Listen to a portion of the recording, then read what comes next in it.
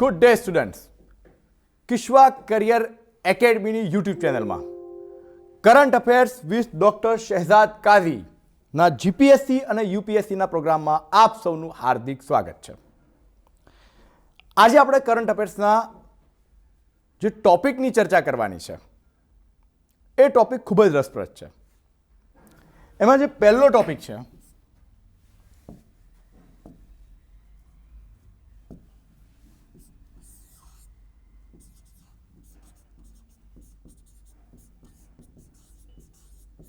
એ છે વોટ્સઅપની privacy policy વિશે. તમે છેલ્લા ઘણા સમયથી newspaper, news channel, even social media દરેક જગ્યાએ આ પોલિસીની ચર્ચા સાંભળી હશે કે વોટ્સઅપે પોલિસી ચેન્જ કરી દીધી, હવે આપણી પ્રાઇવસી કશું રહ્યું નથી. ઇવન ઘણા લોકોએ તો વોટ્સઅપ પણ ડિલીટ મારી દીધું. તો ઘણા લોકો ટેલિગ્રામ અને સિગ્નલ તરફ તાત્કાલિક પ્રયાણ કરી ગયા. હવે એક વિદ્યાર્થી તરીકે, એમાં ખાસ કરીને જીપીએસસી યુપીએસસી માટે, જ્યાં રાઇટ ટુ પ્રાઇવેસી સર્વોચ્ચ ન્યાયાલયના મતાનુસાર ફંડામેન્ટલ રાઇટ્સ છે, ત્યાં આ પ્રાઇવેસી પોલિસી આપણા માટે કેટલી અગત્યની છે એ આપણે જાણવું ખરેખર ખૂબ જ જરૂરી છે. અને આજનો આપણા લેક્ચરનો એક મેક્સિમમ ભાગ આ વોટ્સઅપની પ્રાઇવસી પોલિસી ઉપર જ નિર્ભર રહેશે. આપણે પ્રાઇવસી પોલિસી જાણીશું. ભારત અને આ વોટ્સઅપની પ્રાઇવસી પોલિસી ઉપરાંત ભારતે આનાથી બચવા માટે અથવા તો નેક્સ્ટ ટાઈમ આવું કોઈ એપ કરે તો એના માટે શું કરવું જોઈએ, કેવા પગલાં લેવા જોઈએ એ પણ જાણીશું. જોકે શરૂઆતમાં ખુલાસો આપી દઉં કે વોટ્સએપે આજે એની પ્રાઇવસી પોલિસીની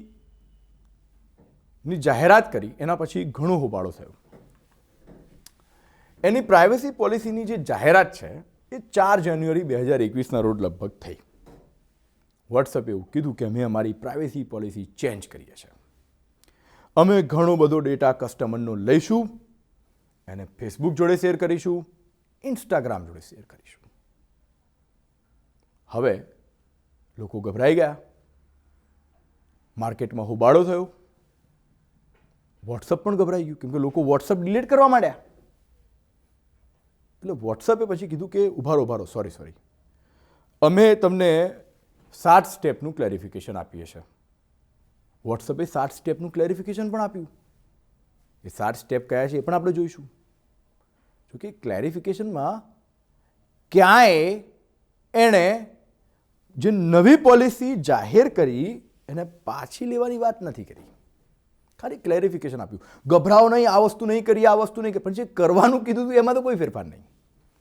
હોબાળો કન્ટિન્યુ રહ્યો. લોકો હવે એજ્યુકેટેડ થઈ ચૂક્યા છે ભાઈ કે ભાઈ ક્લેરિફિકેશન આપો છો પણ પોલિસીમાં તો કોઈ ચેન્જીસ નથી. અચ્છા, વોટ્સઅપે એવું કીધું કે જો તમે 8 ફેબ્રુઆરી 2021 સુધી અમારી આ પોલિસીને એક્સેપ્ટ નહીં કરો તો વોટ્સઅપ બંધ થઈ જશે. શોર્ટકટમાં 8 ફેબ્રુઆરી 2021 સુધી તમારી જોડે સમય છે, એક્સેપ્ટ આપી દો. જેમ આપણે મોબાઈલ જ્યારે વાપરતા હોઈએ છીએ તો એમાં ઘણી બધી એપ આવતી હોય છે. તમે એપ ડાઉનલોડ કરો એટલે એપ તમારી જોડે પરમિશન માંગતી હોય છે.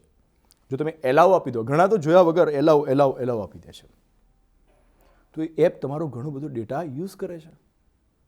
તમે શું સર્ચ કરો છો, તમે કયા નેચરના, કયા પ્રકૃતિના વ્યક્તિ છો, બધું એ એપ લઈ લે છે. વોટ્સઅપનો ઈરાદો પણ કંઈ આવો જ કંઈ હતો. એટલે હવે 4 જાન્યુઆરી 2021ના રોજ પોલિસી તો બહાર પાડી દીધી, પણ એટલો બધો હોબાળો થયો કે વોટ્સઅપે છેલ્લે એવું કીધું કે અમે આ જે ડેડલાઇન 8 ફેબ્રુઆરી 2021 સુધીની હતી ને, હવેથી એ ડેડલાઇન અમે 15 મે 2021 સુધી કરીએ છીએ. યાદ રાખજો, માત્ર ડેડલાઇન વધારી છે. જે પોલિસી એણે 4 જાન્યુઆરી 2021ના રોજ જાહેર કરી હતી એમાં કોઈ પણ પ્રકારનો ચેન્જીસ કર્યો નથી. ખાસ યાદ રાખજો આ વસ્તુ. તો સાહેબ, આ ક્લેરિફિકેશન પણ જોઈ લઈએ આપણે. ઓલરેડી જે ક્લેરિફિકેશન છે એ તો એને પોલિસીમાં કહ્યા જ છે. ક્લેરિફિકેશન આપીને કોઈ મોટી વસ્તુ નથી કરતી. હા, જે અમુક અફવાઓ ફેલાઈ હતી એમાં એને ક્લેરિફિકેશન. બાકી એની પોલિસી આપણે જોઈશું, એમાં કોઈ ચેન્જીસ નથી. સૌથી પહેલાં આપણે જોઈશું વોટ્સઅપની નવી પોલિસી. વોટ્સઅપની નવી પોલિસી જોતા પહેલાં હમણાં કેટલાક દિવસ પહેલાં તમારા વોટ્સઅપના સ્ટેટસ પર વોટ્સઅપે કંઈક આવા મેસેજ પણ મૂક્યા હતા કે અમે તમારી પ્રાઇવેસીને લઈને ખૂબ જ કાળજી રાખી રહ્યા છે, અમે તમારા જે પર્સનલ ચેટ છે કે વોટ્સઅપ કોલ છે અમે એ એન્ડ ટુ એન્ડ એન્ક્રિપ્ટેડ રાખીએ છીએ. એન્ડ ટુ એન્ડ એન્ક્રિપ્ટેડ એટલે આ મારો મોબાઈલ છે, હું મારા મોબાઈલથી વોટ્સઅપ પર કોઈ વ્યક્તિને મેસેજ મોકલું છું તો એક આ એન્ડ થયો અને એક બીજો એન્ડ થયો. બસ કે છે આ બે વચ્ચે જ એ મેસેજ રહેશે. વોટ્સઅપ કહે છે અમે પણ નથી જોતા. ઇવન હું આ મોબાઈલ પરથી બીજા મોબાઈલ પર કોલ કરું છું વોટ્સઅપ કોલ તો એ પણ કહે છે એ રીતે રહે છે, અમે કોઈને શેર નહીં કરીએ, એવું ક્લેરિફિકેશન આપ્યું. જો કે આ ક્લેરિફિકેશન એની પ્રાઇવસી પોલિસીમાં હતું જ, જો કે લોકોએ થોડીક અફવા ફેલાવી હતી એટલા માટે એણે આપ્યું. વોટ્સઅપ તમારું લોકેશન નહીં જોઈ શકે. હા એ તો કીધું નહીં જોઈ શકે, પણ પ્રાઇવસી પોલિસીમાં છે જનરલી જોઈ શકશે. જનરલી એટલે કેવું જોઈશું. WhatsApp doesn't share your contact with Facebook. હા આ વસ્તુ બરાબર છે. વોટ્સઅપે પહેલાં કીધું, ઘણા લોકોએ કીધું કે આપણા બધા કોન્ટેક્ટ પણ ફેસબુકમાં. ના, વોટ્સઅપે સ્પષ્ટ કીધું તમારા જે કોન્ટેક્ટ છે ને એ અમે ફેસબુક જોડે શેર નહીં કરીએ. તો સાહેબ વોટ્સઅપની નવી જે પ્રાઇવસી પોલિસી છે શું જોઈએ. શું છે વોટ્સઅપની નવી પ્રાઇવસી પોલિસી? વોટ્સઅપે સ્પષ્ટ કીધું પહેલાં આ પોલિસીમાં શરૂઆતમાં કહી દીધું કે જો ભાઈ ચિંતા ના કરો, તમે વોટ્સઅપ વાપરો છો, તમે કોઈ મિત્ર જોડે ચેટ કરો છો, તમે એને કોઈ કોલ કરો છો તો યાદ રાખજો એ એન્ડ ટુ એન્ડ ઇન્ક્રિપ્ટેડ રહેશે. ઇન ધ સેન્સ તમારા બે વચ્ચે રહેશે. વોટ્સઅપ કહે છે અમે પણ નથી જોતા. વોટ્સઅપ કહે છે અમારા જોડે તો લગભગ 2 અબજ જેટલા યુઝર્સ છે, અમારી જોડે ટાઈમ જ નથી અને આટલા બધા યુઝર્સનો ડેટા ક્યાં રાખવો, અમે આ બધું જોતા જ નથી. ઇવન વોટ્સઅપે સ્પષ્ટ કીધું કે ફેસબુક કે અન્ય કોઈ એપને આવા પર્સનલ ચેટ, શબ્દ મારો ખાસ સાંભળી લેજો, હું પર્સનલ ચેટની વાત કરું છું, બરાબર, પર્સનલ ચેટ, બિઝનેસ ચેટ નહીં, બરાબર. કેમ કે વોટ્સઅપનું બિઝનેસ એકાઉન્ટ પણ આવે છે અને જો તમે બિઝનેસ એકાઉન્ટ ખોલાવો છો વોટ્સઅપની અંદર, બરાબર, તો તમે જે હવે ચેટ કરશો ને એ વોટ્સઅપ કહે છે અમે એનો યુઝ કરીશું, પર્સનલ ચેટનો યુઝ નહીં કરીએ. શોર્ટકટમાં આપણે બધા મોસ્ટ ઓફલી પર્સનલ ચેટ વાપરતા હોય છે, પર્સનલ એકાઉન્ટ હોય છે, ઇન્ડિવિડ્યુઅલ એકાઉન્ટ હોય છે. તો વોટ્સઅપે પહેલાં જ કહી દીધું કે ભાઈ તમે કોઈની જોડે ઇન્ડિવિડ્યુઅલ એકાઉન્ટથી વાત કરો છો, એને કોલ કરો છો, અમે કોઈને શેર પણ નહીં કરીએ, અમે પોતે પણ નહીં સાંભળીએ. આ પહેલાં જ કીધું.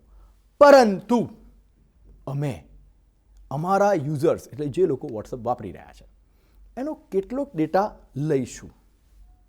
હવે કયો ડેટા છે જે લેશે અને એ ડેટા ક્યાં ક્યાં શેર કરશે, બસ પ્રોબ્લેમ અહીંયા છે. પહેલાં આપણે જોઈએ એ કયો ડેટા લેશે. તો એ તમારા જોડેથી ડેટા લેશે. તમને એમ નહીં કે તમે અમને આપો, ઓલરેડી એને જોડે જતો રહેશે. તમારે ખાલી એક મંજૂરી આપવાની રહેશે કે એસેપ્ટ. વોટ્સઅપ કે વોટ્સઅપનું જે નોટિફિકેશન છે ને એમાં આવશે કે આટલો આટલો ડેટા અમે તમારો લઈ રહ્યા છે. એટલે તમે જેવો એસેપ્ટ કહો એટલે એની જોડે ડેટા જતો રહેશે. કયો ડેટા? તમે કયા દેશના છો, તમે કયા શહેરમાં વસી રહ્યા છો, તમારું નામ શું છે, તમારું પ્રોફાઇલ પિક્ચર કયું છે, તમારું વોટ્સઅપનું સ્ટેટસ કયું છે, તમે કયો મોબાઈલ વાપરી રહ્યા છો, તમારી બેટરી કેવી છે, તમારા મોબાઈલનું સિગ્નલ કેવું આવે છે, તમારું બ્રાઉઝર જે તમે બ્રાઉઝર હિસ્ટ્રી છે એ કેવી છે, ઇવન તમારું આઈપી એડ્રેસ, બરાબર. જે આઈપી એડ્રેસ છે ને એ બહુ અગત્યનું હોય છે, એના ઉપરથી બધું જ જાણી શકાય છે. તો તમારું આઈપી એડ્રેસ અને તમારું જે લોકેશન છે ને એ પણ આઈપી એડ્રેસની મદદથી જાણી શકાય છે. વોટ્સઅપ ભલે એવું કહે છે કે અમે તમારું લોકેશન નહીં જાણીએ, બટ જો એ ઈચ્છે તો કેમ કે એની જોડે તમારો આઈપી એડ્રેસ છે તો હવે તમારું લોકેશન પણ જાણી શકશે. સાથે સાથે તમે કયા ટાઈમ ઝોનમાં નિવાસ કરી રહ્યા છો અને તમે કઈ લેંગ્વેજનો યુઝ કરો છો કે છે આ બધો ડેટા અમે લઈશું. બસ આ નવી પોલિસી જ આ છે. અને તમે આ જ વસ્તુ એ તમને નોટિફિકેશનમાં આપશે એટલે તમે કહેશો એસેપ્ટ. જેવું તમે એસેપ્ટ કરી લેશો એટલે આ બધો ડેટા વોટ્સઅપ જોડે જતો રહેશે, બરાબર. અને વોટ્સઅપ આ ડેટા ફેસબુક તો છોડો, બીજા દેશોને પણ શેર કરશે. બીજા દેશોને. હવે પ્રશ્ન અહીંયા એ થાય કે યાર ફેસબુક જોડે કેમ શેર કરે છે? તો કદાચ તમને ખબર ના હોય, ફેસબુક જેના સ્થાપક માર્ક ઝુકરબર્ગ છે, ઓલરેડી 2014ની અંદર ફેસબુકે વોટ્સઅપ ખરીદી લીધું હતું. એટલે કે ફેસબુક જે છે એ વોટ્સઅપ સાથે સાથે તમે એક બીજો પણ એપ યુઝ કરતા હશો, ઇન્સ્ટાગ્રામ, આ બંનેની પેરેન્ટ એપ છે. બંને એપના પિતા છે, વોટ્સઅપના પણ ઇન્સ્ટાના પણ, ફેસબુક. હવે 2014ની અંદર ફેસબુકે લગભગ અંદાજિત સોદો તો આમ તો બધા ઘણા $16 બિલિયન કહે છે, પણ જે કંઈ પણ બધી જ વસ્તુ પૂરી થઈ એ સાથે લગભગ કે છે $22 બિલિયન અંદર ફેસબુકે વોટ્સઅપ ખરીદી લીધું હતું. એ વખતે વોટ્સઅપના જેટલા પણ યુઝર હતા ને બધા ગભરાઈ ગયા હતા કે ફેસબુકે વોટ્સઅપ લઈ લીધું, ઇન ધ સેન્સ હવે અમારી ઘણી બધી બાબતો ફેસબુક લઈ લેશે. તો એ વખતે ફેસબુકે અને વોટ્સઅપે બંનેએ લોકોને સાંત્વના આપી હતી, ચિંતા ના કરો, વોટ્સઅપ ભલે અમે ખરીદ્યું છે બટ એ એક અલગ જ ઇન્સ્ટિટ્યૂટ તરીકે કામ કરશે અને વોટ્સઅપનો કોઈ ડેટા અમે ફેસબુકને આપીશું નહીં. એટલે બધાને થઈ હાસ. જોકે આટલા પૈસા એમને ના બગાડ્યા હોય. વોટ્સઅપે ઓલરેડી 2016થી સપ્ટેમ્બર 2016થી વોટ્સઅપે એના યુઝર્સનો કેટલોક ડેટા એ ફેસબુકને શેર કરવાનું શરૂ કરી દીધું હતું અને એના માટે એને ટર્મ્સ એન્ડ કન્ડિશનમાં સહમતિ લેવાની પણ શરૂઆત કરી દીધી હતી. હવે તમને પ્રશ્ન થાય કે આ ડેટા શેર કરવાથી સાહેબ શું થશે? ડેટા શેર કરવાથી ઘણું બધું થશે. તમે શું વિચારો છો? તમે કયા પ્રકૃતિના વ્યક્તિ છો? સાહેબ ફેસબુકને શેર કરવાથી શું થશે? તો ફેસબુકમાં એડ આવતી હોય છે. માની લો તમે કોઈ તમારા મિત્રને મેસેજ કરો કે મારે નવું ટી શર્ટ લેવું છે, તો ફેસબુક તમારું એ મેસેજ જોઈને તમને નવા ટી શર્ટની એડ નાખી શકે છે. ઇન્સ્ટામાં પણ આવું થતું હોય છે. તો વોટ્સઅપની અંદર શું થઈ રહ્યું છે એના ઉપરથી, તમારા એ ડેટા ઉપરથી એ માર્કેટિંગ એજન્સીઓ, જે બીજી એજન્સીઓ છે, એમને તમારો ડેટા આપશે અને એના ઉપરથી તમારા ઉપર માર્કેટિંગ થશે. જો કે વોટ્સઅપની અંદર એડવર્ટાઇઝ આવશે એવો કોઈ ખુલાસો અત્યારે વોટ્સઅપે કર્યો નથી, બટ નહીં પણ આવે એની પણ કોઈ ગેરંટી નથી. શક્ય છે કે આ એની શરૂઆત હોય. તો કહેવાનો આશય એટલો જ છે કે આ રીતે એ ફેસબુકને ડેટા શેર કરવાની વાત કરી રહ્યા છે. આટલો ડેટા લેશે. આનાથી પણ મોટી વસ્તુ એ છે કે માત્ર ફેસબુક સુધી વાત સીમિત નથી. તમારો આ ડેટા કોઈક બીજાને પણ આપવાની વાત થઈ રહી છે. એના પહેલાં આપણે એક વસ્તુની ચર્ચા કરીએ કે સાહેબ પર્સનલ ચેટ તો એ લોકો લેવાના નથી, આ માહિતી લેવાના છે. બીજી એવી કઈ માહિતી લેવાના છે કે માર્કેટિંગ એજન્સીઓ આટલી ઇન્ટરેસ્ટેડ થશે અને વોટ્સઅપ આપણો ડેટા વેચશે? તો વોટ્સઅપની અંદર એક તો બિઝનેસ એકાઉન્ટ આવે છે. જો તમે બિઝનેસ એકાઉન્ટની અંદર તમે છો અને તમને કોઈ પ્રોડક્ટ અથવા કોઈ કંપની જોડે તમે વાત કરો છો, અથવા બિઝનેસ એકાઉન્ટની અંદર કોઈ પણ પ્રકારનો તમે ચેટ કરો છો, તો વોટ્સઅપ કહે છે અમે આ ચેટ જે છે ને એનો અમે ઉપયોગ કરીશું, આ ચેટનો ઉપયોગ નહીં કરીએ. પણ જો તમે વોટ્સઅપનો બિઝનેસ એકાઉન્ટ ધરાવો છો તો એની અંદર તમે જેટલા પણ મેસેજીસ કે કોલ કરો છો કે છે અમે એનો ઉપયોગ કરીશું, અમે ફેસબુકને અને થર્ડ પાર્ટી એપને પણ આપીશું. જો કે વોટ્સઅપે ખુલાસો કર્યો છે કે આની અંદર ઓફિસ અને સ્કૂલના ગ્રુપનો સમાવેશ થતો નથી. માની લો કે તમે ઓફિસ ધરાવતા હો અને ઓફિસનું એક વોટ્સઅપ ગ્રુપ બનાવ્યું હોય, બરાબર, તો ઓફિસનું એ વોટ્સઅપ ગ્રુપ એ આ બિઝનેસ એકાઉન્ટમાં નહીં ગણાય. ઇવન સ્કૂલનું ગ્રુપ છે એ પણ નહીં, કે છે એનો ડેટા અમે નહીં લઈએ. પણ એ સિવાયના જેટલા પણ બિઝનેસ એકાઉન્ટ છે વોટ્સઅપની અંદર કે ગ્રુપ છે કે છે એ બધાનો ડેટા અમે શેર કરીશું. શોર્ટકટમાં મેં જો બિઝનેસ એકાઉન્ટ બનાવ્યું છે તો હું શું પ્લાનિંગ કરું છું, બરાબર, એ મારા મેસેજ પરથી વોટ્સઅપને ખબર પડી જશે. વોટ્સઅપ હવે કંપની જોડે ડીલ કરશે, બોલો કે આ ફલાણા બિઝનેસવાળા વ્યક્તિ અમારા કોન્ટેક્ટમાં છે, તમારે એડ આપવી હોય, માર્કેટિંગ કરવી હોય તો બોલો અમે આપીશું. અને આ રીતે વોટ્સઅપ બિઝનેસ કરશે. તો વોટ્સઅપ એટલા માટે ડેટા લઈ રહ્યું છે. એ ડેટા ફેસબુકને પણ શેર કરશે અને થર્ડ પાર્ટી કોઈ પણ બીજી એપને શેર કરી શકે છે. સાથે સાથે વોટ્સઅપે, કદાચ તમને ખબર હોય તો, ટ્રાન્ઝેક્શન અને પેમેન્ટ સિસ્ટમ પણ ભારતમાં શરૂ કરી છે. જો તમે એનો ઉપયોગ, એટલે વોટ્સએપના ટ્રાન્ઝેક્શન અને પેમેન્ટ સિસ્ટમનો ઉપયોગ કરી અને જો તમે કોઈને પૈસા આપો છો, પૈસાની લેવડ દેવડ કરો છો, તો તમારા એકાઉન્ટ ઇન્ફોર્મેશન, તમે કોને પૈસા આપો છો, કેમ આપી રહ્યા છો, કેટલા આપી રહ્યા છો, બધી ડિટેલ વોટ્સઅપ કહે છે આ નવી પ્રાઇવેસી પોલિસીની અંદર બિલકુલ આ બિઝનેસ મેસેજની જેમ એને પણ અમે શેર કરીશું. એને પણ અમે ફેસબુક કે કોઈ પણ થર્ડ પાર્ટી એપને આપી શકીએ છીએ. સાથે સાથે વોટ્સઅપે સ્પષ્ટ કીધું, હવે જે ચિંતાની વાત હતી જે આપણે છોડી દીધી હતી, કે આ ડેટા જે આપણો લીધો વોટ્સઅપે એ ફેસબુક કે થર્ડ પાર્ટી એપના આપે તો કદાચ આપણને ચિંતા ના થાય, પણ એનાથી પણ મોટી વસ્તુ વોટ્સઅપે એવું કીધું કે અમારી ઓફિસ છે ને યુએસએમાં છે, કેલિફોર્નિયામાં. અમે યુનાઇટેડ સ્ટેટ્સ ઓફ અમેરિકા અને કેલિફોર્નિયાના કાયદાથી બંધાયેલા છીએ.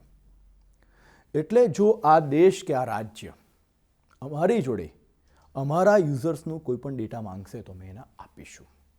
ઇન ધ સેન્સ કે આપણા ભારતીયોનો ડેટા એ યુએસએ ગવર્મેન્ટ જોડે પણ જઈ શકે છે, કેલિફોર્નિયા રાજ્ય જોડે પણ જઈ શકે છે. સાથે સાથે વોટ્સઅપે કીધું કે એટલું જ નહીં, અમારી આખા ઇન્ટરનેશનલ લેવલે જેટલા પણ દેશોની અંદર અમારી વોટ્સઅપની ઓફિસ છે એ દરેક દેશની વોટ્સઅપ ઓફિસમાં જશે. હવે દરેક દેશની વોટ્સઅપ ઓફિસમાં જાય તો વોટ્સઅપ પછી એમ કહેશે કે અમે તો એ દેશના કાયદાથી બંધાયેલા છીએ, એ દેશ પણ ડેટા માંગશે તો અમે આપીશું. શોર્ટકટમાં આપણા ઘણા બધા પાડોશીઓ જે આપણા દુશ્મન છે, બરાબર, કોઈ વખતે એવું પણ થાય કે આપણો ડેટા વોટ્સઅપ જોડેથી પણ લઈ લે. તો આમાં તો અને એક બે ભારતીયો નથી, લગભગ 50 કરોડ જેટલા ભારતીયો વોટ્સઅપ યુઝ કરે છે. આમાં આપણી કોઈ પ્રાઇવેસી ના રહી. આ સૌથી ગંભીર બાબત છે જેના કારણે લોકો મોટા પ્રમાણમાં વોટ્સઅપ છોડી રહ્યા છે. વોટ્સઅપે કીધું અમે તમારું લોકેશન જે છે ને એ અમે શેર નહીં કરીએ, બરાબર. લોકેશન યુઝ ના કરો તો પણ શેર કરશે કોઈને પણ.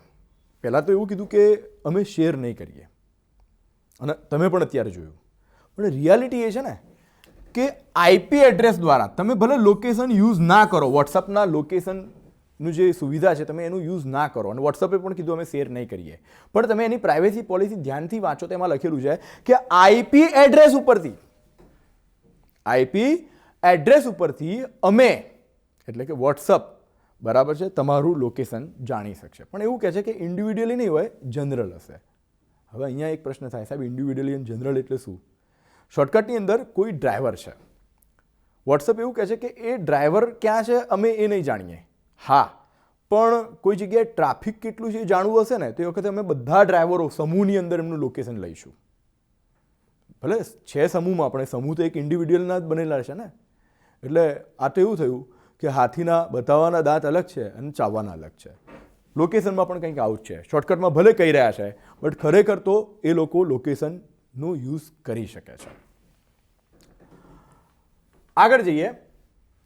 હવે આ જે પોલિસી આવી એની ટીકા શું થઈ? જબરજસ્ત ટીકા થઈ, બરાબર. પહેલી ટીકા એ થઈ, સૌથી મોટી ટીકામાં આપણે વાત કરીએ તો એક જાણીતા લેખક છે પવન દુગ્ગલ, બહુ મોટા ખ્યાતનામ હસ્તી છે. એમણે એક પુસ્તક લખ્યું છે વોટ્સઅપ લો. જેવી આ પોલિસીની જાહેરાત થઈ એટલે એમણે સ્પષ્ટ કીધું કે વોટ્સઅપની આ પોલિસી વોટ્સઅપ યુઝર્સને આગના ભવરમાં લઈ જનારી પોલિસી છે. આગના ભવરમાં લઈ જનારી એટલે આગના ચક્રવાતમાં લઈ જનારી, કે આ તો એના યુઝર્સને આગના ચક્રવાત તરફ ખેંચીને લઈ જાય છે. એટલી ભયંકર પોલિસી છે. આ સૌથી મોટી ટીકા આપણે કહી શકાય. એ સિવાય ભારતીયોની પ્રાઇવસી નહીં પરંતુ ભારતના સાયબર લોનું પણ ઉલ્લંઘન. એવું નથી કે ભારતીયોના ખાલી પ્રાઇવસીનું ઉલ્લંઘન છે, ભારતના જે સાયબર લો છે ને એનું પણ ઉલ્લંઘન છે. અને સાયબર લોની અંદર આપણું જે આઈટી એક્ટ 2000 છે એનું ઉલ્લંઘન છે. એનું ઉલ્લંઘન કઈ રીતે છે આપણે અત્યારે જોઈએ છે. પહેલાં આપણે સ્ટેપ બાય સ્ટેપ આગળ જઈએ કે જે ભારતની અંદર આ પોલિસીને નિયંત્રણમાં લેનારા કડક કાયદાનો સંપૂર્ણ અભાવ છે. ભારતની અંદર આને નિયંત્રણ કરતું એકમાત્ર જોગવાઈ આઈટી એક્ટમાં છે. આપણે એ જોગવાઈ જોઈએ, બરાબર. બટ એ જોગવાઈ સિવાય, અને એ જોગવાઈ પણ કેમ કામ નહીં કરે એ પણ આપણે જોઈએ, બટ એ જોગવાઈ સિવાય કે છે વોટ્સઅપની આ પોલિસીને નિયંત્રણમાં લેનાર કાયદાનો બિલકુલ અભાવ છે. 50 કરોડ જેટલા ભારતીયો વોટ્સઅપનો યુઝ કરે છે લગભગ, બરાબર. અને અત્યારે આપણા જોડે આવી જો પોલિસી આવે આઈટી રિલેટેડ તો એના માટે આપણા જોડે એકમાત્ર કાયદો છે જેને આપણે આઈટી એક્ટ 2000 તરીકે ઓળખીએ છીએ. આ આઈટી એક્ટ 2000ની અંદર કલમ નંબર સેક્શન કલમ નંબર 1 અને કલમ નંબર 75 પ્રમાણે વોટ્સઅપ જે છે એ આઈટી એક્ટ અંતર્ગત આવે છે. હવે હું તમને સમજાવવા જઈ રહ્યો છું કે કઈ રીતે વોટ્સઅપ આ કાયદા અંતર્ગત આવે છે, એમ છતાં વોટ્સઅપની આ પ્રાઇવેસી પોલિસી એ આ કાયદાના નિયંત્રણમાંથી છટકી જાય છે. બરાબર, કઈ રીતે છટકી જાય છે એની આપણે ચર્ચા કરવાની છે. તો કે આ જે કાયદો છે એ કાયદાની કલમ નંબર 1 અને કલમ નંબર 75 પ્રમાણે વોટ્સઅપ જે છે એ આઈટી એક્ટ અંતર્ગત આવે છે. એટલે તમે ખુશ થઈ ગયા, હા ચલો ઓકે, કાયદા અંતર્ગત તો વોટ્સઅપ આવે જ છે. આગળ જઈએ, કલમ નંબર 2 આ કાયદાની, અહીંયા એક હતી હવે 2, કલમ નંબર 2 ની અંદર વ્યાખ્યાઓ આપેલી છે, અલગ અલગ પરિભાષાઓ આપેલી છે. એમાં એક ઇન્ટરમીડિયરીની પરિભાષા આપેલી છે કે છે એના અંતર્ગત વોટ્સઅપ આવે છે. એટલે કે વોટ્સઅપ આઈટી એક્ટ અંતર્ગત તો આવે છે, પણ આઈટી એક્ટ અંતર્ગત વોટ્સઅપ કોના અંડરમાં આવે છે કે જે ઇન્ટરમીડિયરી અંતર્ગત આવે છે. એટલે કે વોટ્સઅપ એક ઇન્ટરમીડિયરી છે. અને કલમ નંબર 79 એવું કહે છે, આ જ કાયદાની આઈટીની કલમ, ઇન્ફોર્મેશન ટેકનોલોજીની કલમ નંબર 79 એવું કહે છે કે આવી ઇન્ટરમીડિયરી કંપની એના જે યુઝર્સ છે, જે એના પ્લેટફોર્મનું, એની એપ્લિકેશનનો ઉપયોગ કરી રહ્યા છે, એવા યુઝર્સનો જે ડાટા છે ને એ કોઈ જગ્યાએ લીક ના થાય, એના યુઝર્સનો ડાટા, એની પ્રાઇવસી જળવાય, સુરક્ષિત રહે, એની જવાબદારી કંપનીની પોતાની રહેશે. શોર્ટકટમાં આ 4 કલમોનો સાર કહેવો હોય તો આવું કહી શકાય કે ઇન્ફોર્મેશન ટેકનોલોજી એક્ટ 2000 અંતર્ગત વોટ્સઅપની જવાબદારી છે કે એના યુઝર્સનો ડાટા કોઈ જગ્યાએ લીક ન થવો જોઈએ, એ યુઝર્સની પ્રાઇવેસી જળવાઈ રહે, એ બધી જ જવાબદારી વોટ્સઅપની રહેશે. પ્રશ્ન થાય, સાહેબ પછી તો વોટ્સઅપ આ પોલિસી લાવી જ ના શકે. વોટ્સઅપ પણ બહુ હોશિયાર છે. એણે શું કીધું? એણે એવું કીધું કે અમે આ જે પ્રાઇવસી પોલિસી લાવી રહ્યા છે એ પ્રાઇવસી પોલિસી અમે તમને બતાવી રહ્યા છે, તમારે એને એક્સેપ્ટ કરવાની રહેશે. જો તમે એક્સેપ્ટ કરશો તો વોટ્સઅપ ચાલુ રહેશે, નહીંતર વોટ્સઅપ બંધ થઈ જશે. અને જો તમે એને એક્સેપ્ટ કરી લો, ઇન ધ સેન્સ તમે વોટ્સઅપને પરમિશન આપી દીધી કે મારા પર્સનલ ડેટાનો તમારી ઈચ્છા થાય એ પ્રમાણે યુઝ કરો. જ્યારે આપણે પોતે જ પરમિશન આપી દઈએ તો પછી આઈટી એક્ટ વોટ્સઅપ ઉપર લાગુ પડશે નહીં. આઈટી એક્ટે એવું કીધું છે કે જવાબદારી છે, બરાબર, પણ કંપની કહે છે કે હા હા અમારી તો જવાબદારી હતી જ, પણ જુઓ એ વ્યક્તિએ જ અમને પરમિશન આપી છે કે અમે એનો ડેટા લઈએ અને એના ડેટાને અલગ અલગ જગ્યાએ યુઝ કરીએ. અને જો તમે પરમિશન નહીં આપો તો વોટ્સઅપ કહે છે વોટ્સઅપ બંધ. પહેલાં 8 ફેબ્રુઆરી, હવે 15 મે વોટ્સઅપ બંધ. તો વોટ્સઅપ બહુ ચાલાક છે, બરાબર. તો આ રીતે વોટ્સઅપ ઉપર નિયંત્રણ મૂકવા માટે જોવો જોઈએ એવા કાયદાનો ભારતની અંદર સંપૂર્ણ અભાવ છે. હવે ભારતની અંદર, બરાબર, વોટ્સઅપની આ પ્રાઇવસી પોલિસી ક્યાં નડે છે? તો કે ભાઈ સર્વોચ્ચ ન્યાયાલયે એવું કીધું છે 2017ની અંદર એક ચુકાદો હતો, પુટ્ટુસ્વામી વર્સિસ યુનિયન ઓફ ઇન્ડિયા. એની અંદર સર્વોચ્ચ ન્યાયાલયે સ્પષ્ટ જણાવ્યું છે કે કોઈપણ વ્યક્તિ માટે રાઇટ ટુ પ્રાઇવસી જે છે ને એ ફંડામેન્ટલ રાઇટ્સ છે, મૂળભૂત અધિકાર છે, અનુચ્છેદ 21 અંતર્ગત. વોટ્સઅપની આ પોલિસી સર્વોચ્ચ ન્યાયાલયના આ નિર્ણયનું ઉલ્લંઘન કરે છે અને આપણા ફંડામેન્ટલ રાઇટ્સનું ઉલ્લંઘન કરે છે. સાથે સાથે એક બીજી વસ્તુ, વોટ્સઅપ આ પોલિસી આપણા ઉપર જ થોપી રહ્યું છે. બીજા દેશોમાં પણ લાગુ પડશે, બટ એ દેશોની સંખ્યા કેટલી? 50 કરોડ તો આપણે છીએ, ત્યાં તો લાખો છે, એટલે આપણા માટે તો બહુ મોટી વસ્તુ છે. જ્યારે આ જ વોટ્સઅપ બ્રાઝિલમાં પણ યુઝ થાય છે, આ જ વોટ્સઅપ યુએસએમાં પણ યુઝ થાય છે, આ જ વોટ્સઅપ યુરોપમાં પણ યુઝ થાય છે, પણ ત્યાં એની આ પ્રાઇવસી પોલિસી અમલમાં આવશે નહીં. શોર્ટકટમાં ત્યાંના યુઝર્સનો ડેટા વોટ્સઅપ નહીં લે. કેમ નહીં લે? કે ત્યાં કાયદાઓ બહુ કડક છે. ત્યાં આ દેશોએ એડવાન્સમાં કાયદા ઘડી દીધા છે કે આ રીતે તમે અમારા કોઈ પણ વ્યક્તિના, અમારા કોઈ પણ નાગરિકનો પર્સનલ ડેટા તમે લઈ ના શકો અને આ રીતે શેર ના કરી શકો. ઇવન યુરોપિયન યુનિયનની અંદર તો એક એવો કાયદો છે જે એવું કહેવાય છે કે વિશ્વનો સૌથી કડક કાયદો છે યુઝર્સના ડેટા પ્રોટેક્શન માટે. અને એ કાયદો કયો છે? GDPR, એટલે કે જનરલ ડેટા પ્રોટેક્શન રેગ્યુલેશન. અને આ કાયદો એટલો જબરજસ્ત કડક છે કે યુરોપિયન યુનિયનમાં તો વોટ્સઅપની આ પોલિસી આવતી જ નથી. બરાબર. તો આ રીતે વોટ્સઅપ બીજી જગ્યાએ અલગ છે, આપણા માટે અલગ છે. અને આપણા અહીંયા જે IT એક્ટ છે, બરાબર, મેં અત્યારે જ કીધું, એના અંતર્ગત આપણે IT રૂલ્સ પણ બનાવ્યા છે 2011ના, પણ એ યોગ્ય રીતે આ પોલિસીને નિયંત્રિત કરતું નથી.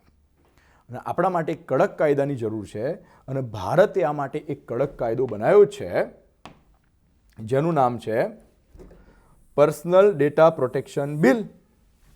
અને આ જે પર્સનલ ડેટા પ્રોટેક્શન બિલ કાયદો નથી થયો, હજુ બિલ છે, ખરડો છે, 2019 બરાબર સંસદમાં છે, પરંતુ હજી સુધી પસાર થયો નથી. અને આપણું બજેટ સત્ર મળી રહ્યું છે, શક્ય છે કે એમાં પસાર થાય. જો કે વોટ્સઅપ બહુ ચાલાક નીકળ્યું, એ પસાર થાય એના પહેલાં પોતાની પોલિસી નાખી અને કીધું કે 8 ફેબ્રુઆરી બરાબર તમે પરમિશન આપી દો. અને જો આ તો હોબાળો ના થયો હોત તો આ કાયદો પણ હવે શું નિયંત્રણ કરે? કે એના પહેલાં જ વોટ્સઅપે તો પોલિસી નાખી દીધી હતી. જો કે હવે આપણે આશા રાખીએ કે ભારત સરકાર આ કાયદાને તો પસાર કરાવે અને આ કાયદાની જોગવાઈને વધુ કડક કરે. જો કે આ કાયદામાં ઘણી જોગવાઈઓ બહુ સારી અને કડક છે. જોઈએ આપણે આ કાયદાની જોગવાઈઓ કેવી છે. તો આ કાયદા અંતર્ગત આપણે સામાન્ય જોગવાઈ જોઈએ તો વ્યક્તિની પ્રાઇવસીની સુરક્ષા અંગેની જોગવાઈ છે.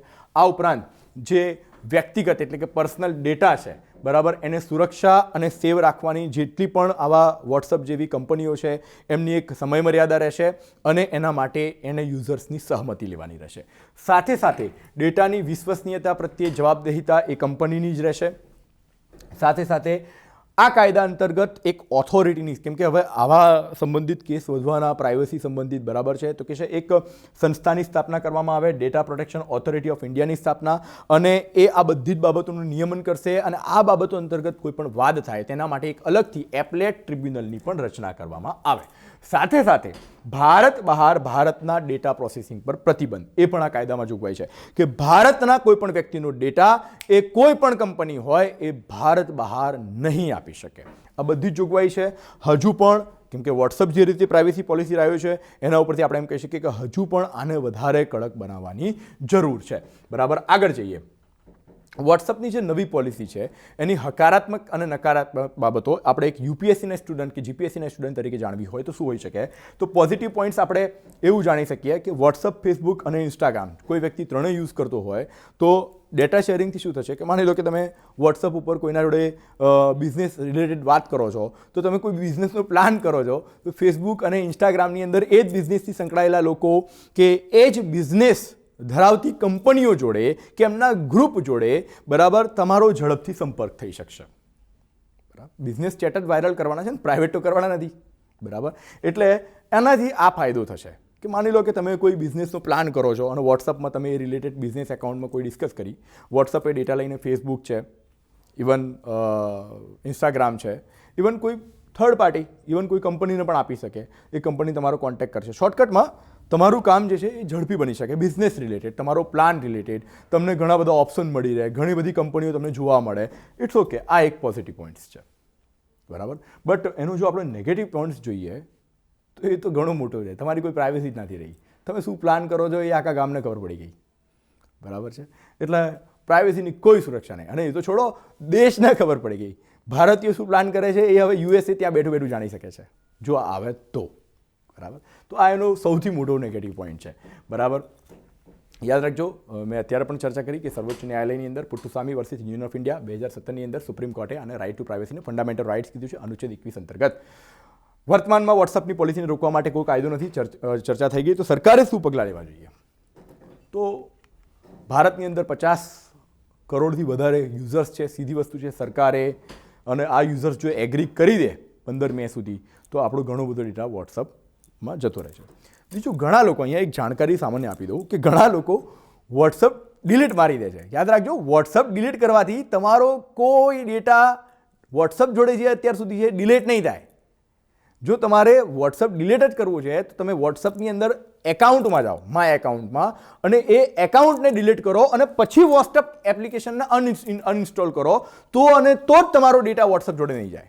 બાકી જે લોકોએ વોટ્સઅપ ઉતાવળમાં ડિલીટ મારી દીધું છે, બરાબર, અને એનું જે એકાઉન્ટ છે એ ડિલીટ કરવાનું રહી ગયું છે અંદરથી, એપ્લિકેશનની અંદરથી, તો તમારો અત્યાર સુધી ડેટા વોટ્સઅપ જોડે પડ્યો છે. આગળ જઈએ. ભારતમાં ડેટા પ્રોટેક્શન બિલ પસાર થતાં પહેલાં આજે પોલિસી, બરાબર, વોટ્સઅપ લઈને આવ્યું છે, બરાબર, અને પછી માની લો આ બિલ જે છે એક્ટ બને તો પણ શક્ય છે કે આ પોલિસી ઉપર કોઈ ખાસ અસર ના થાય. એટલે જરૂરી છે કે આપણે એના પહેલાં કાયદો પસાર કરીએ. અને કેવો કાયદો બનાવીએ? મેં અત્યારે જ વાત કરી, એવો કાયદો બનાવીએ જે USA, બ્રાઝિલ અને યુરોપિયન યુનિયનની અંદર છે. હવે ઘણાને એવું થયું કે સાહેબ વોટ્સએપે તો ક્લેરિફિકેશન આપ્યું હતું ને 7 સ્ટેપની અંદર, તો મેં તમને શરૂઆતમાં જ કીધું હતું કે હું 7 સ્ટેપનું જે ક્લેરિફિકેશન છે એ પણ તમારા આગળ રજૂ કરીશ, જેથી કરીને તમારું મગજ એકદમ ક્લિયર થઈ જાય આ પોલિસી અંતર્ગત, બરાબર. ઓલરેડી એ ક્લેરિફિકેશનની બધી જ બાબતો આપણે ચર્ચા કરી ચૂક્યા છે, બરાબર. એટલે હું ફરીવાર એ ચર્ચા કરીને તમારો ટાઈમ વેસ્ટ નહીં કરું, ખાલી તમને ફટાફટ એ જે 7 સ્ટેપ ક્લેરિફિકેશન છે, બરાબર, એ જણાવી દઈશ, જેથી કરીને તમારું મગજ એકદમ ક્લિયર થઈ જાય કે જે ક્લેરિફિકેશન હતું એ આ લેક્ચરમાં કવર થઈ ગયું છે. જોઈએ વોટ્સઅપનું. તો વોટ્સઅપે પહેલાં જ ખુલાસો આપ્યો, પ્રાઇવેટ મેસેજ તમે નથી ના અમે જોઈ શકીએ છીએ, ના સાંભળી શકીએ છીએ, એન્ડ ટુ એન્ડ જ રહેશે, કંપની પોતે પણ નહીં જોઈ શકે. આની ચર્ચા આપણે શરૂઆતમાં જ થઈ ગઈ, બરાબર. શોર્ટકટમાં ક્લેરિફિકેશન જે આપ્યું છે ઓલરેડી એ પ્રાઇવસી પોલિસીમાં પહેલાંથી ખુલાસો હતો જ, બરાબર. બીજું એણે કીધું કે મેસેજ અથવા કોલ્સનો કોઈ રેકોર્ડ નહીં, 2 અબજ યુઝર્સનો રેકોર્ડ રાખવું જોખમી છે. આની પણ આપણે ચર્ચા થઈ ગઈ, બરાબર. 3, વોટ્સઅપ, ફેસબુક તમારા દ્વારા શેર કરવામાં આવેલ લોકેશન નહીં જોઈ શકે, પરંતુ તમારા ફોન નંબર અને IP એડ્રેસ દ્વારા યુઝરની જનરલ લોકેશન મેળવી શકે છે, બરાબર. આની પણ આપણે ચર્ચા થઈ ગઈ, બરાબર. એટલે જે 7 સ્ટેપના જે નવા ખુલાસા છે ને, બરાબર, એની પોલિસી ઉપર કોઈ અસર થતી નથી, બરાબર. આ ખાલી એક ટાઈપના ઓલરેડી એનો ઉલ્લેખ પોલિસીમાં હતો જ, ખાલી એટલું કે વોટ્સઅપ એમાંથી આ વસ્તુ લઈને હાઇલાઇટ કરે છે, ગભરાવું નહીં, જો અમે આટલી વસ્તુ આપી જ છે, બરાબર. પણ યાદ રાખજો આમાં ક્યાંય પોલિસી ચેન્જીસ નથી. એટલે જે ડેટા લેવાનો છે એ લેવાનો જ છે અને શેર કરવાનો છે એ કરવાનો જ છે, બટ 8 ફેબ્રુઆરી 2021 નહીં, 15 મે 2021 સુધી. જોઈએ નંબર 4, વોટ્સઅપ તમારા W એટલે વોટ્સઅપ, અહીંયા શોર્ટકટ માટે W લખેલું છે. વોટ્સઅપ તમારા કોન્ટેક્ટ્સને ફેસબુક અથવા અન્ય એપ સાથે શેર નહીં કરે, કોન્ટેક્ટ લિસ્ટને શેર નહીં કરે, એ તો ઓલરેડી એને પહેલાં પણ કીધું હતું. વોટ્સઅપ ગ્રુપ પ્રાઇવેટ ગ્રુપ જ બની રહેશે, અર્થાત એન્ડ ટુ એન્ડ, બરાબર, અને ફેસબુકને શેર નહીં કરી શકે કોઈ માહિતી. કે છે તમે જે વોટ્સઅપ પર ગ્રુપ બનાવ્યા છે એની ચિંતા ના કરો, એ પણ એનો સમાવેશ પણ પ્રાઇવેટ મેસેજીસમાં થશે, અને વોટ્સઅપ આવા કોઈ મેસેજીસ જોશે નહીં. શોર્ટકટમાં એ પણ પ્રાઇવેટ મેસેજીસની પરિભાષામાં જ આવશે, અને ફેસબુકને પણ શેર નહીં કરે. એમાં શું વાતચીત ચાલી રહી છે? પોતાના મેસેજને ડિસએપિયર કરી શકાશે, ડેટાને ડાઉનલોડ કરી શકો છો જો યુઝર્સ ઈચ્છે તો. યુઝર્સ ઈચ્છે તો પોતાના ડેટાને ડાઉનલોડ પણ કરી શકે છે. આ 7 સ્ટેપ ક્લિયરન્સ હતું વોટ્સઅપ દ્વારા જે આપવામાં આવ્યું, બટ યાદ રાખજો આ ક્લિયરન્સમાં ક્યાંય પોલિસી ચેન્જ થઈ નથી. માત્ર પોલિસીની જે ડેડલાઇન હતી 8 ફેબ્રુઆરી 2021 એને લંબાવીને 15 મે 2021 કરવામાં આવી છે. તો આ સાથે આપણી વોટ્સઅપની પ્રાઇવેસી પોલિસી ઉપરની અહીંયા ચર્ચા સમાપ્ત થાય છે. બીજો આજનો ટોપિક છે બર્ડ ફ્લૂ, જેને એવિયન ઇન્ફ્લુએન્ઝા તરીકે પણ ઓળખવામાં આવે છે. આ શું છે? તો બર્ડ ફ્લૂ કેમ ચર્ચામાં છે? થયું એવું કે 10 રાજ્યોમાં, 10 જેટલા રાજ્યો છે એમાં હજારો જંગલી અને પોલ્ટ્રી પક્ષીઓના મોત થયા. હાહાકાર મચી ગયો. હજુ કોરોના ગયો નથી, માંડ અત્યારે વેક્સિન આવી છે, અને આ પાછું નવું આવી ગયું, બરાબર. સાથે સાથે હિમાચલ પ્રદેશની અંદર જે પોંગ બાંધ આવેલો છે, ત્યાં પોંગ બાંધ વન્યજીવ અભયારણ્ય છે, ત્યાં તો કે છે 336 પ્રવાસી પક્ષીઓ જે માઇગ્રેશન કરીને આવે છે એમના મોત થઈ ગયા. ગુજરાત, હરિયાણા, રાજસ્થાન, કેરળ, મધ્યપ્રદેશમાં મોટા પ્રમાણમાં પક્ષીઓના મોત, ઇવન પોલ્ટ્રીના પક્ષીઓના પણ મોત થયા, બરાબર. એટલે આ એક બર્ડ ફ્લૂ, એવિયન ઇન્ફ્લુએન્ઝા ચર્ચામાં કેમ છે એના વિશે આપણે ચર્ચા કરી. આગળ જઈએ. આ બર્ડ ફ્લૂ, એવિયન ઇન્ફ્લુએન્ઝા છે શું? આપણે સામાન્ય રીતે એને H અને N થી ઓળખીએ છીએ. તો પ્રશ્ન થાય કે આ H અને N છે શું?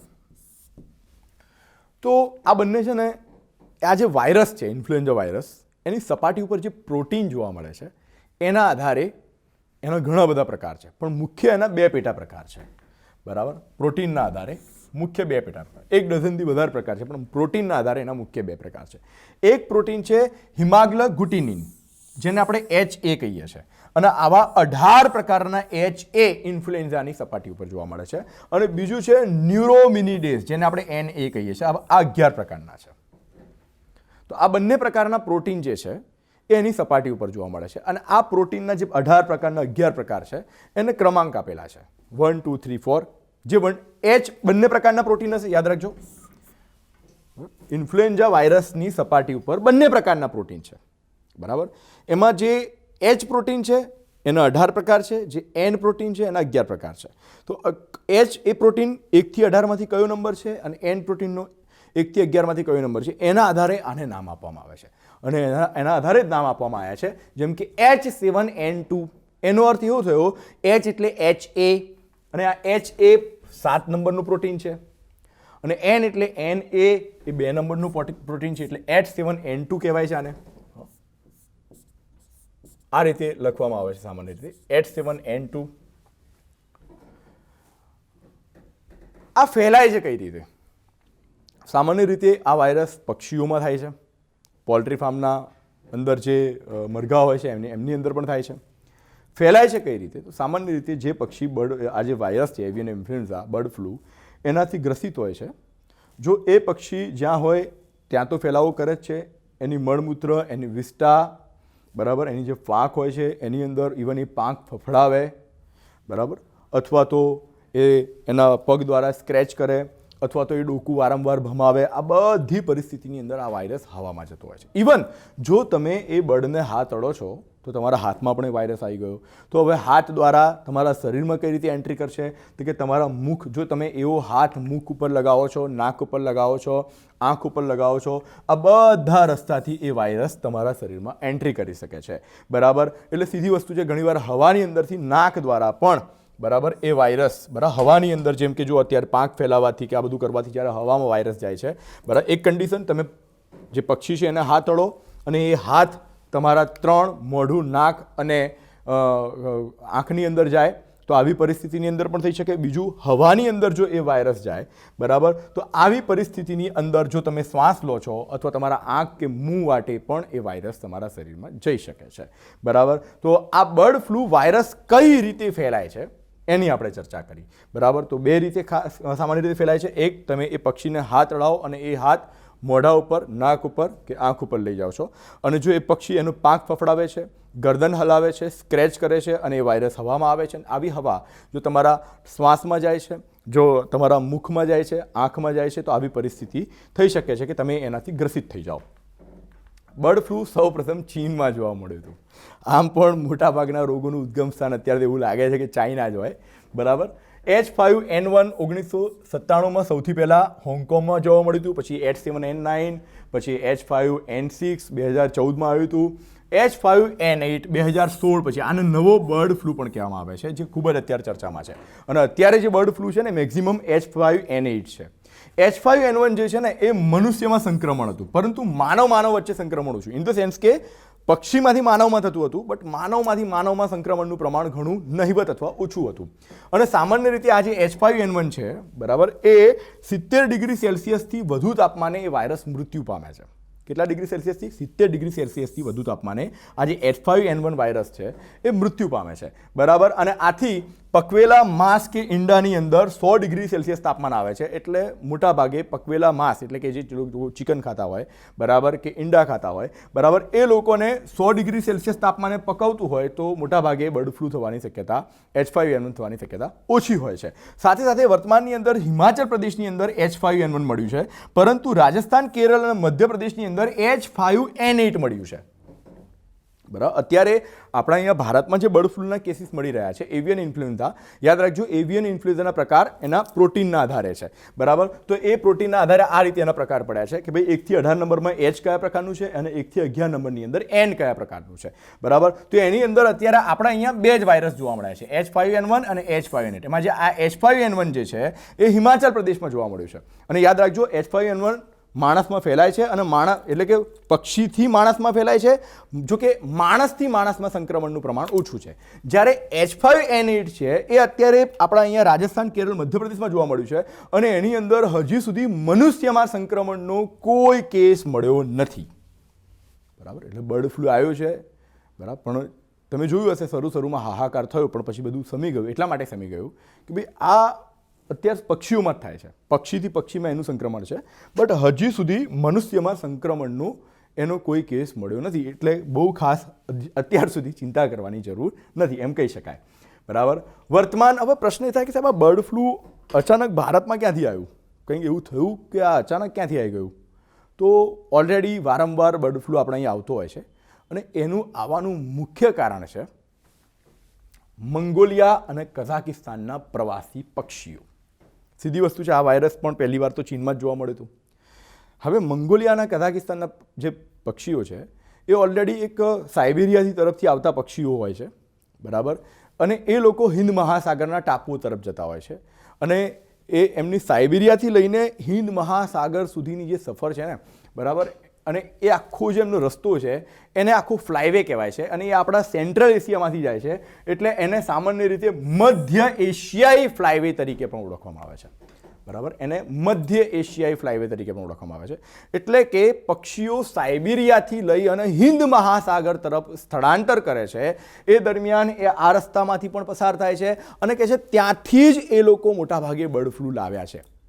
બરાબર. હવે આ પક્ષીઓ જ્યાં જ્યાં જાય છે, જ્યાં જ્યાં એમનું વિશ્રામ કરે છે, ત્યાં એ પોતે આ બર્ડ ફ્લૂ ફેલાય છે અને એના કારણે આપણા લોકલ, હવે આ તો પ્રવાસી પક્ષીઓ છે એમના તો મૃત્યુ થાય છે, સાથે સાથે આપણા જે લોકલ પક્ષીઓ હોય છે એમને પણ બર્ડ ફ્લૂ થઈ જાય છે. કેમ કે આ પક્ષીઓ ક્યાંક ને ક્યાંક તો કોઈ સરોવરની આજુબાજુ ડેરા નાખીને બેઠા હોય છે, એટલે સરોવરની પાણીમાં જાય તો પાણીમાં પણ વાયરસ જાય છે અને એ જ પાણી પાછું બીજું પક્ષી આપણે અહીંયાનું લોકલ પક્ષી પીએ છે, એટલે બર્ડ ફ્લૂ આ રીતે થવાના ચાન્સીસ વધી જાય છે. 2004 પછી ભારતની અંદર આ પ્રકારની 24મી ઘટના નોંધાઈ છે બર્ડ ફ્લૂની. આપણે જોઈએ છે વારે છાસવારે આવતું રહે છે. બર્ડ ફ્લૂ પક્ષીઓની વિષ્ઠા અથવા તો મળમૂત્રનું વિશ્રામ સ્થળ કે સરોવરને દૂષિત કરવાથી, મેં અત્યારે જ કીધું, બરાબર, કે આ જે પ્રવાસી પક્ષીઓ છે એ મોટાભાગે આ રીતે કોઈ સરોવરની નજીક ડેરો નાખે છે, ત્યાં રહે છે, અમુક મહિનાઓ રોકાય છે.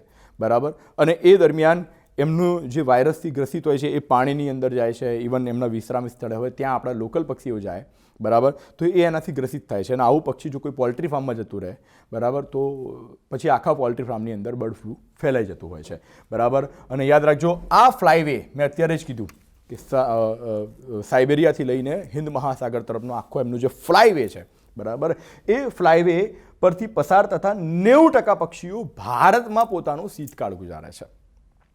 બરાબર. 90% પક્ષીઓ આપણને તમને ખબર હશે કે શિયાળાની અંદર આપણા નળ સરોવરની અંદર પણ મોટા પ્રમાણની અંદર પક્ષીઓ આવે છે. બરાબર. અને એટલા માટે જ એ જ્યારે આવે છે ત્યારે ત્યાંથી એક બર્ડ ફ્લૂ જેવો જો રોગથી કોઈ સંક્રમિત થઈને કોઈ પક્ષી આવી જાય તો એ પછી આપણા અહીંયા પણ બર્ડ ફ્લૂ ફેલાવી દેતો હોય છે. તો આ બર્ડ ફ્લૂના કારણો છે. હવે આ તો થયું કે ભાઈ હવે આને રોકવા માટે શું કરી શકાય, કેમ કે આમાં આપણને પણ નુકસાન જાય છે. આપણા અહીંયાના એક તો લોકલ પક્ષીઓ મરી જાય છે, જંગલી પક્ષીઓ પણ મરી જાય છે, સાથે સાથે પોલ્ટ્રીના જે પક્ષીઓ છે એમાં પણ આપણા અહીંયા આર્થિક ફટકો પડી રહ્યો છે. બરાબર. તો આને રોકવા માટે શું કરવું જોઈએ? તો આને રોકવા માટેના પગલાંની અંદર પહેલાં તો આ જે સેન્ટ્રલ એશિયા ફ્લાયવે, મધ્ય એશિયાઈ ફ્લાયવે છે, બરાબર, એની અંદર 29 દેશો, એ જે ફ્લાયવે છે ને એ રશિયાથી લઈને નીચે સુધી 29 દેશો આવેલા છે. તો કે છે આ 29 દેશો વચ્ચે એક સંગઠન તૈયાર કરવાની જરૂર છે જે આ રીતે સૂચનાનું આદાન પ્રદાન કરે. જસ્ટ લાઈક અત્યારે જે આવ્યું છે આપણા જોડે બર્ડ ફ્લૂ, બરાબર, ઓલરેડી કઝાકિસ્તાન, મંગોલિયા એટલે કે ચાઇના અને એ પ્રદેશની અંદર નવેમ્બરમાં આવી ગયું હતું. બરાબર. ત્યાં નવેમ્બરમાં બર્ડ ફ્લૂના કેસ જોવા મળ્યા હતા ચાઇના બોર્ડર ઉપર. અને ત્યાં ઇન ધ સેન્સ કે એ વખતે આપણા અહીંયા બર્ડ ફ્લૂ એન્ટ્રી કરતું હતું, પણ આપણને સૂચનાનું આદાન પ્રદાન થયું નહીં, જેના કારણે આપણે ડિસેમ્બરની અંદર અને જાન્યુઆરી મહિનાની અંદર મેક્સિમમ આપણે કેસ જોયા. એટલે એ વખતે જો એ વખતે આપણને ખબર પડી ગઈ હતી તો એને રોકવા માટેનો કદાચ આપણે કોઈ પગલાં ભરી શક્યા હોત. WHO દ્વારા CAFના પક્ષીઓના સંરક્ષણ માટે એક એજન્સી રચવાની તાતી જરૂરિયાત છે. સીધી વસ્તુ છે કે આ CAFના 29 દેશો છે. હવે એ કઈ રીતે એકબીજા જોડે સૂચનાનું કંઈક એક નોડલ એજન્સી હોવી જોઈએ જે બધાને જોડતી હોય, બધાને સાંકળતી હોય, અને WHOએ આવી એજન્સી રચવાની જરૂરિયાત છે. જો આવી એજન્સી રચે તો કદાચ આપણે અટકાવવા માટે કોઈ પગલાં ભરી શકીએ. ઓક્ટોબર નવેમ્બરમાં ચીનમાં પક્ષીઓના પ્રજનન સ્થળમાં બર્ડ ફ્લૂના કેસ જોવા મળ્યા છે. બરાબર. એટલે કે ચીન, મેં અત્યારે જ વાત કરી, બરાબર, એટલે ઓક્ટોબર નવેમ્બરની અંદર ચીનમાં કેસ જોવા મળ્યા હતા. આપણે જો એ વખતે સૂચનાનું આદાન પ્રદાન થયું હોત તો અત્યારે બર્ડ ફ્લૂ અહીંયા સુધી ના હોત. અને ભારત સરકાર દ્વારા જ્યાં જ્યાં આ પ્રવાસી પક્ષીઓ જે જગ્યાએ રોકાય છે, જે સરોવરો નજીક રોકાય છે, ત્યાં ભારત સરકારે છાસવારે નમૂનાઓનું, એટલે કે વારંવાર ત્યાં એમની જે વિષ્ઠા છે, મળ છે, એનું પરીક્ષણ કરવું જોઈએ. બરાબર. શું એ બર્ડ ફ્લૂથી ગ્રસિત છે કે નહીં, અનગ્રસિત છે તો એના માટે યોગ્ય પગલાં લેવા માટે WHOની રાહબરી હેઠળ કાર્ય કરવું જોઈએ. તો આ અટકાવવા માટેના ઉપાયોની આપણે ચર્ચા કરી. તો આપણે આજે 2 ટોપિક જોયા. એક તો વોટ્સએપ પ્રાઇવસી અને બીજો આપણે જે ટોપિક જોયો છે એ છે એવિયન ઇન્ફ્લુએન્ઝા એટલે કે બર્ડ ફ્લૂ. અને આજનો આપણો ત્રીજો ટોપિક છે કલારીપયટ્ટુ. હવે આ શું છે કલારીપયટ્ટુ? તો આ કેરળની માર્શલ આર્ટ છે. તો અત્યારે કેમ ચર્ચામાં છે? અહીંયા એક સરસ મજાનો ફોટો આપ્યો છે, બરાબર. બે વ્યક્તિઓ લડી રહ્યા છે, એકના બંનેના હાથમાં એક હાથમાં ઢાલ છે, એક હાથમાં તલવાર છે. આ એક માર્શલ આર્ટ છે કેરળની કલારીપયટ્ટુ, બરાબર. ચર્ચામાં કેમ છે કે ચર્ચામાં હોવાનું મુખ્ય કારણ છે કેરાલાની સરકાર છે, એમણે કલારીપયટ્ટુ એકેડમીની શરૂઆત કરી છે માર્શલ આર્ટની, બરાબર. આ એકેડમીની એમણે સ્થાપના કરી છે, એસ્ટાબ્લિશ કરવાની શરૂઆત કરી છે, બરાબર, જાહેરાત કરી છે. તો હવે આ કલારીપયટ્ટુ વિશે સીધી વસ્તુ છે કે કલ્ચરની અંદર કરંટ અફેર્સમાં એને આવી શકે, બરાબર, કે ભાઈ ભારતની આવી કેટલી પણ પ્રાચીન માર્શલ આર્ટ છે એના વિકાસ માટે ભારત સરકાર દ્વારા, આ તો કેરળ સરકારે પગલાં લીધા, પણ ભારત સરકાર દ્વારા શું પગલાં લેવા જોઈએ? તો એના માટે સૌથી પહેલાં તો આ માર્શલ આર્ટ વિશે તમને નોલેજ હોવું જરૂરી છે. પહેલાં આપણે જે માર્શલ આર્ટ ચર્ચામાં છે એના વિશે ચર્ચા કરીએ, એટલે કે કલારીપયટ્ટુ. કલારીપયટ્ટુની ઉત્પત્તિ યાદ રાખજો કેરળ અથવા તો દક્ષિણ ભારતની અંદર થયેલી છે. અને કલારીપયટ્ટુ એટલે કલારી પ્લસ પયટ્ટુ એટલે કે યુદ્ધ કલાનો અભ્યાસ, એનો અર્થ થાય છે યુદ્ધ કલાનો અભ્યાસ. ત્યાર પછી આપણે જોઈએ કે પ્રાચીન કાળમાં 3000 વર્ષ પૂર્વે અગસ્ત્ય ઋષિ અને પરશુરામ દ્વારા આ યુદ્ધ કલા શીખવવામાં આવતી હતી. સંગમ સાહિત્યમાં પણ એનો ઉલ્લેખ જોવા મળે છે, બરાબર. જે પ્રાચીન કાળનું સાહિત્ય છે તમિલનાડુ કેરળના પ્રદેશનું, એ સંગમ સાહિત્યની અંદર પણ આ કલારીપયટ્ટુનો ઉલ્લેખ જોવા મળે છે, બરાબર. આ ઉપરાંત કલારીપયટ્ટુ એ 7 વર્ષથી ઓછી આયુના બાળકને શીખવવામાં આવે છે. તેની પ્રશિક્ષણ સ્કૂલ કલારી યાતી તરીકે ઓળખવામાં આવે છે. વિશ્વની પ્રાચીનતમ માર્શલ આર્ટમાંની એક માર્શલ આર્ટ છે. અને એનું ક્રમ શું છે એ જોઈ લો. તો એનો ક્રમ છે શરીર પર તેલની માલિશ, પછી ચાટ્ટોમ એટલે કે કૂદકો મારવો, ઓટ્ટમ એટલે કે દોડવું, પછી મિરિયલ એટલે કે કલાબાજી કરવી, અને છેલ્લે ભાલો, કટાર, તલવાર, ગદા, ધનુષ, બાણથી યુદ્ધ કરવું. તો આ ભારતની કેરળની માર્શલ આર્ટ કલારીપયટ્ટુની ચર્ચા થઈ. હવે ભારતની અન્ય પણ એવી માર્શલ આર્ટ છે કે જે ક્યાંક ને ક્યાંક ચર્ચામાં રહે છે. જોઈએ અન્ય માર્શલ આર્ટ કઈ કઈ છે, કેમ કે ક્વેશ્ચન આને ટચ કરીને લિંક કરીને પૂછાઈ શકે કે ભારતની માર્શલ આર્ટ વિશે જણાવો અને પ્રાચીન માર્શલ આર્ટ અને એની સુરક્ષા માટે શું પગલાં લેવા જોઈએ. તો સુરક્ષા માટે તો એ માર્શલ આર્ટ માટે આવા પ્રશિક્ષણ કેન્દ્રોની વધુમાં વધુ સ્થાપના કરવી જોઈએ. પણ એ પહેલાં આપણે જોઈએ કે કયા કયા માર્શલ આર્ટ આપણે અહીંયા પ્રાચીન જાણીતા છે. તો તમિલનાડુનું છે સિલામ્બમ, અહીંયા ફોટો પણ આપેલો છે સિલામ્બમ, બરાબર. એમાં હથિયાર આધારિત માર્શલ આર્ટ તમિલની અંદર, મેં અત્યારે પણ કીધું કે કેરળની અંદર અને તમિલનાડુની અંદર સંગમ સાહિત્ય, પ્રાચીન કાળનું સાહિત્ય છે, એની અંદર આ સિલામ્બમનો પણ ઉલ્લેખ જોવા મળે છે. બીજું છે મુષ્ટિ યુદ્ધ કલા. આ ઉત્તર પ્રદેશની માર્શલ આર્ટ છે, જેમાં મુક્કાઓ દ્વારા one type of kick boxing, બરાબર, એના દ્વારા યુદ્ધ લડવામાં આવે છે. ઋગ્વેદ અને રામાયણમાં પણ એનો ઉલ્લેખ છે. શસ્ત્ર વિનાની માર્શલ આર્ટ છે. પછી છે ગટકા, પંજાબ, બરાબર, પંજાબના શીખોથી સંબંધિત છે અને સ્ટિક ફાઇટિંગની એક શૈલી છે, એટલે કે લાકડીઓથી લઈને તલવારથી આની અંદર યુદ્ધ કરવામાં આવે છે. થાંગતા મણિપુરની તલવાર અને ભાલાની મણિપુરી માર્શલ આર્ટ છે, તમે એનું પણ પિક્ચર અહીંયા જોઈ શકો છો. આ ઉપરાંત મર્દાની મહારાષ્ટ્રની સશસ્ત્ર ભારતીય માર્શલ આર્ટ છે, બરાબર. આ ઉપરાંત પારીકદા બિહારની અંદર તલવાર ઢાલથી લડવાની રાજપૂત શૈલી છે. ત્યાર પછી આપણે વાત કરીએ ઠોડા હિમાચલ પ્રદેશની અંદર, બરાબર, એનું પિક્ચર તમે જોઈ શકો છો. મુખ્ય હથિયાર એમાં ધનુષ બાણ હોય છે અને ધનુષ બાણથી આ માર્શલ આર્ટ લડવામાં આવે છે. કુલ્લુ મનાલીની ઘાટીઓમાં હિમાચલ પ્રદેશની અંદર પ્રચલિત છે. કથિસામુ આંધ્રપ્રદેશની માર્શલ આર્ટ છે. કથી એટલે તલવાર. આંધ્રમાં પ્રાચીન કાળમાં શાહી સેનાઓને આ માર્શલ આર્ટ શીખવવામાં આવતી હતી. પછી લથીખડુલા પશ્ચિમ બંગાળની માર્શલ આર્ટ છે. ભારત અને બાંગ્લાદેશની માર્શલ આર્ટ, જેમાં છડીનો ઉપયોગ થાય છે, બરાબર. બાંગ્લાદેશમાં પણ આ જ માર્શલ આર્ટ પ્રચલિત છે. પાઇકા અખાડા આ ઓડિશાની માર્શલ આર્ટ છે, બરાબર, અને આ પણ મોટા પ્રમાણની અંદર ઓડિશાની અંદર પ્રચલિત છે. તો આ હતી ભારતની અલગ અલગ માર્શલ આર્ટ, બરાબર. અને આ માર્શલ આર્ટ અત્યારે જે કલારીપયટ્ટુ ચર્ચામાં છે એના ઉપરથી પ્રશ્ન પૂછાઈ શકે કે આવી માર્શલ આર્ટના સંરક્ષણ વિશે સરકાર દ્વારા શું પગલાં લેવા જોઈએ. તો ખાસ યાદ રાખજો, સરકારે આવી માર્શલ આર્ટની વધુમાં વધુ એકેડમી પ્રશિક્ષણ કેન્દ્રની સ્થાપના કરવી જોઈએ. પ્રોત્સાહન આપવા માટે આ માર્શલ, જેમ તમે અલગ અલગ ખેલ ગેમ્સની ને મહોત્સવ ઉજવો છો તો એ મહોત્સવની અંદર આ માર્શલ આર્ટનો પણ સમાવેશ કરવો જોઈએ અને એની અંદર વિજેતા થયેલાને એક સારું એવું પ્રોત્સાહન ઇનામ આપવું જોઈએ અને આને ઇન્ટરનેશનલ લેવલે પ્રોજેક્ટ કરે, બરાબર, એ લેવલના ખેલાડીઓ તૈયાર થાય એ માટે યોગ્ય ફંડિંગ એટલે કે બજેટની પણ ફાળવણી કરવી જોઈએ, બરાબર. તો આ આપણે ચર્ચા કરી માર્શલ આર્ટ વિશે. તો આજે આપણે આ સાથે અહીંયા 3 ટોપિક પૂર્ણ કરીએ છીએ અને આજના કરંટ અફેર્સનો છેલ્લો ટોપિક છે બેલમ ગુફા મહોત્સવ. લગભગ ડિસેમ્બર મહિનાની અંદર આંધ્રપ્રદેશની અંદર આ મહોત્સવ યોજાય છે. જે આ તમે અહીંયા એક ચિત્ર જોઈ શકો છો. બેલમ એક ગુફા છે, લગભગ હજારો વર્ષ, એવું કહેવાય છે કે 1000 વર્ષ કરતાં પણ જૂની ગુફા છે. બીજું, આ જે ગુફાની વિશેષતા છે એ ભૂમિગત જળ, જ્યોગ્રાફીની અંદર ભૂમિગત જળ એના વિશે આખો એક ટોપિક છે, અત્યારે હું એની ડેપ્થમાં નહીં જાઉં, પણ તમે સાંભળ્યું હશે કે જમીનની અંદર પણ પાણી વહેતું હોય છે અને એ ભૂમિગત જળના વહેણના કારણે આખી એક ગુફા બની ગઈ છે. બેલમ ગુફા એ આ પ્રકારની ગુફા છે. આંધ્રપ્રદેશની અંદર કુર્નુલ પાસે આ ગુફાઓ આવેલી છે અને આ મહોત્સવનું જે નામ છે, જે મહોત્સવ યોજાયો હતો બેલમ ગુફા મહોત્સવ, એનું નામ છે કંદનવોલુ સંબરાલુ. એની અંદર આ જે કંદનવોલુ જે છે એ ખાસ યાદ રાખજો, એ કુર્નુલનું પ્રાચીન નામ અથવા તો કુર્નુલનું મૂળ નામ છે. આંધ્રપ્રદેશની અંદર જે કુર્નુલ છે એનું મૂળ નામ છે. એના ઉપરથી આ એક પ્રાચીન કલ્ચર જીવંત કરવા માટેનું એક મહોત્સવ છે જેને કંદનવોલુ સંબરાલુ તરીકે ઉજવવામાં આવે છે. ખાસ યાદ રાખજો, આ જે બેલમ ગુફા છે એ કેમ અગત્યની છે તો ભારતીય ઉપમહાદ્વીપ, ઇન્ડિયન સબકોન્ટિનેન્ટલ છે, એમાં બીજા ક્રમની સૌથી લાંબી ગુફા પ્રણાલી છે, બરાબર.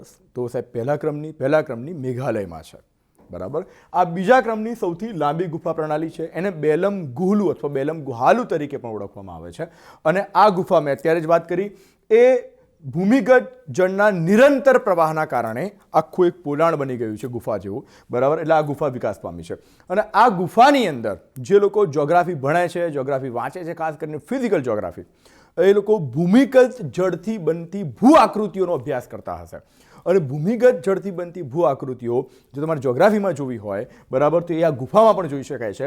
આ ગુફાની અંદર સ્ટેલેક્ટાઇટ અને સ્ટેલેગ્માઇટ જેવી ભૂ આકૃતિઓ જોવા મળે છે અને આ સ્ટેલેક્ટાઇટ અને સ્ટેલેગ્માઇટની અંદર સ્પિલોથેમ એટલે કે એમ કહેવાય કે ખનિજનો ભંડાર, બરાબર, એની અંદર જોવા મળે છે.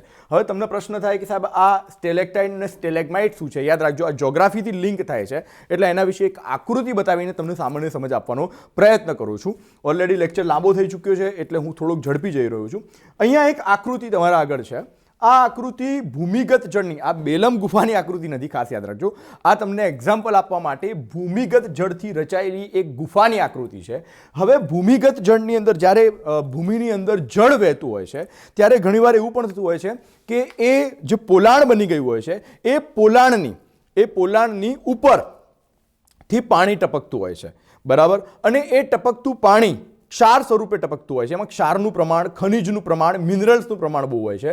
તો એ ઘણીવાર ટપકતું ક્ષાર જામતું જાય છે, બરાબર. ઇવન એ પાણી જે નીચે જામે છે, નીચે પડે છે ત્યાં પણ જામે છે. એટલે ક્ષાર પાણી ટપકવાના કારણે નીચે પણ જામે છે અને ધીરે ધીરે ઉપર પણ જામતું જાય છે અને આ રીતે નીચે પણ જથ્થો મોટો થતો જાય છે ક્ષારનો અને ઉપરથી પણ જથ્થો ધીરે ધીરે આમ નીચેની તરફ ક્ષારનો જથ્થો ભેગો થતો નીચેની તરફ આવે છે અને એ રીતે એક આકાર બની જાય. તમે અહીંયા જોઈ શકો છો, આ રીતે ઉપર એક સોયા જેવા આકાર બને છે અને અહીંયા નાના નાના પાણીના બિંદુઓ હજુ પણ ટપકતા હોય છે.